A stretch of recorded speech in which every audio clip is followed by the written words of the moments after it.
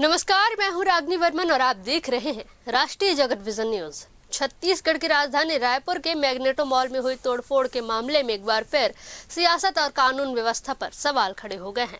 इस मामले में गिरफ्तार किए गए बजरंग दल के 6 कार्यकर्ताओं को जमानत मिल गई है, जिसके बाद नए साल के पहले ही दिन 1 जनवरी की रात उन्हें सेंट्रल जेल से रिहा किया गया।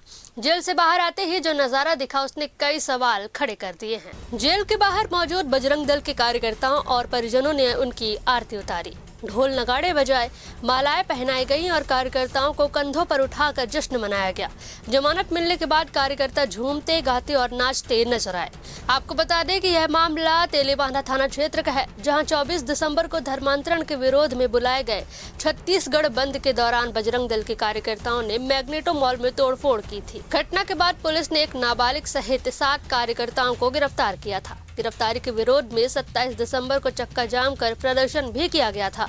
रिहाई के बाद बजरंग दल के जिला संयोजक विजेंद्र वर्मा ने बयान देते हुए कहा कि संगठन को अपने कार्यकर्ताओं पर गर्व है, जो धर्म और संस्कृति की रक्षा के लिए जेल गए। लेकिन अब बड़ा सवाल यह है कि जिन घटनाओं की वजह से छत्तीसगढ़ की छवि देश भर में प्रभावित हुई, जिन पर सार्वजनिक संपत्ति को नुकसान पहुँचाने का आरोप है, उनकी रिहाई पर ऐसा भव्य स्वागत आखिर क्यों? क्या कानून व्यवस्था सबके लिए समान है? क्या उपद्रव और तोड़फोड़ को राजनीतिक संरक्षण मिल रहा है? और क्या यही भाजपा सरकार का न्याय और सुशासन है?